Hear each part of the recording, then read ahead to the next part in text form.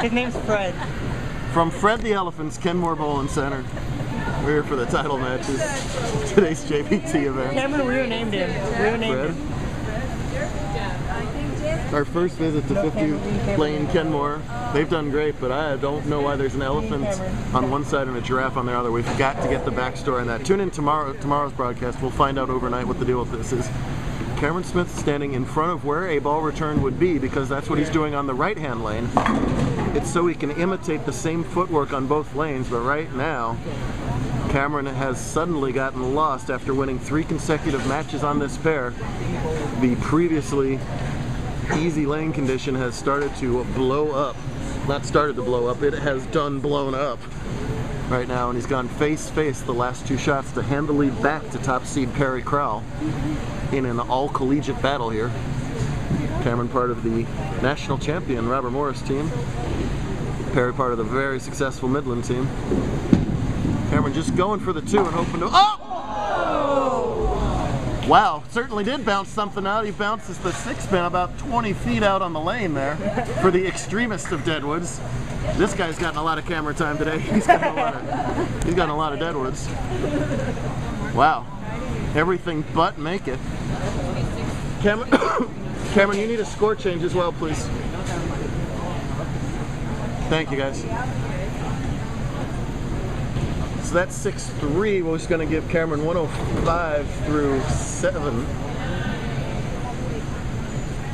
which is a 20-pin lead for Crowell, who can extend it to 30 if he can double up here in his 7th frame. These 2 bowlers today went a combined plus 782 for the 2 of them. Indicative of how scoreable these lanes were today. And it's another interesting lesson for the bowlers because we bowled on Route 66 today. They didn't lay out house, no matter what you think, it was Route 66. Surface is just as much of a factor as what the pattern is, because we bowled on Route 66 just a month ago down at Sunset, and the cut for the finals was barely plus. Today the cut to the top 50% was plus 70. This is a high friction surface here at Kenmore, so the oily middle of Route 66 combined with the natural friction of the surface led to essentially what played like an oily house shot, and these guys are so good they just tore it up. Perry's still right of the ball return, but taking truncated steps here. Perfect balance, and gets the light hitter to mix. Crowell, an intense competitor, one of the most intense we've ever had. A 7-time winner, including an invitational. Don't rack up a resume like that unless you are good in the clutch, unless you want it. Key shot here, looked like he got lined back in on this lane last time he was on it. If he can find that magic again, he will put himself up by 40 through 8 frames and make life really hard on Weier, who can only max now for 195.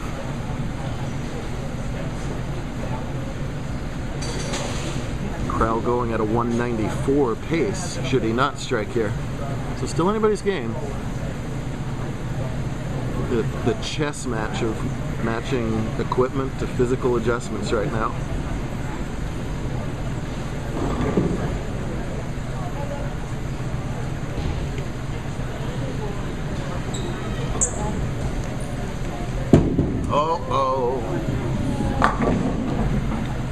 And instead, from out of nowhere, he drops, loses the ball off his hands. He's lucky to get 5. That could have been 0. Can you change that to 5, please? If you know how.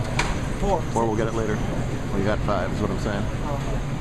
We'll get 5. Evan's got it. Evan, who we now calling Slick. Look at that hairdo to the rescue. Look at Slick here. Everybody else that's sweating their hair. Evan, that is slickosity. What about the Josh slick hair? Josh is always slick. Evan is just constantly changing. Evan, meanwhile, playing Donkey Kong with the screen. Meanwhile, it's very, very warm inside the bowling center today. It's a warm day for Washington outside. Like 93 degrees. And it's a little bit humid too, and it has been a sauna in here, unfortunately. Looking good, Slick. And I'm sure that was a factor in that drop right there. I did. Yeah, squeak, squeak, drop. That's not the sequence of noises you want to hear. Well, the good news is he left something makeable. Could have been anything. Could have been 10 more pins a count. Yeah, of course.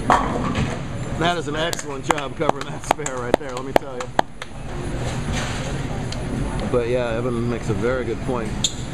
We just finished talking about how mentally strong Perry is.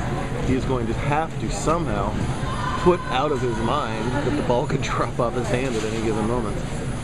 That is easier said than done. We've slowed down to a snail's pace here, but it's turned into a really interesting game. Again, Cameron maxes for 195. Perry now going at a 190 pace. In front of the ball return, he's going to start the ball first, then start his feet. Back to the other ball. Yes, and there we go. Boy, he made that ball change previously on that lane. Didn't like the down lane reaction on that. Went back to that ball that seems to be a little less angular. He got the reaction he was looking for. He gets the light hit to mix. He's right in this game. If he doesn't strike here, though, the best he can do is 175. 49. Which would require Perry to open and lose count one more time. So pretty much a mush strike situation again. What he wants to do is imitate his footwork on both lanes. That's why he's standing so far up when he doesn't have to. A lot of people do that.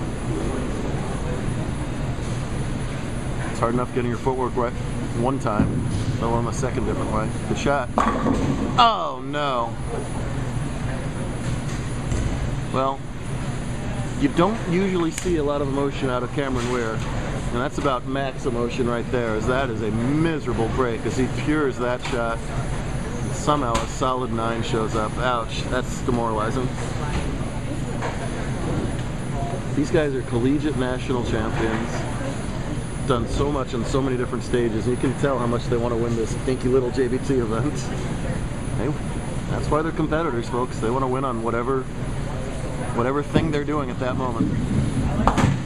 No problem at the 9. Meanwhile, Perry doing a lot of surgery on that bowling ball over there. You better believe he is not going to let that ball drop out of his hands here. Not that he let it before. Just has to stay clean to lock up title number 8. Or in Perry's case, title number XIII.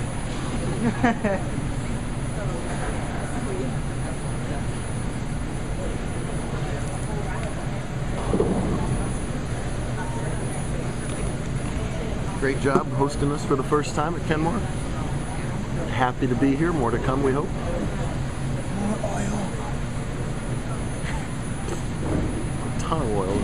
A puddle in the middle. Well, Perry wanted the strike, but I'm sure he was happy just to get that clean off his hands at that point. Little half 10 for him. And I was just walking around getting scores today, and I was sweating liberally. I can only imagine the bowlers. It was hotter on the approach too. Oh yeah. I went down to hand out the cards and it was wild. Listen, 360 degrees, 360 days a year, it would be adequately cooled in here. We just did a hot one. We were joking, it's literally colder in Phoenix if you're in the bowling alleys because they blast the AC. That said, it's 197 degrees with the wind chill in Phoenix right now, so. Nicely done at the 10. Professional frame for Crowell. 9 out, I believe, is even enough here. Let's see. 160. These stinking. 168, 177, yes. 9 out will do it. 8-1 will. 167, 175, 8-1 will lock up a tie. So 9 pins on this ball is a winner. Anything less, there'll still be a little more work to do. He's going to take another re-rack. The rack on 45 has been a little sketchy. Tanner got some miserable breaks on it. And we've seen that light hit 410 earlier this match from Perry. seen that 1, 2, 3, 4, 5 from Perry too. That wasn't the rack. Ice ages have come and gone in the time it takes Perry and Cameron to bowl a match. I wouldn't mind an ice age showing up right now anyway, so it's all right. Just a random ice age shows up. Hello, it's the ice age. Can we come in? All right, salt away title number 8. Here's the ball.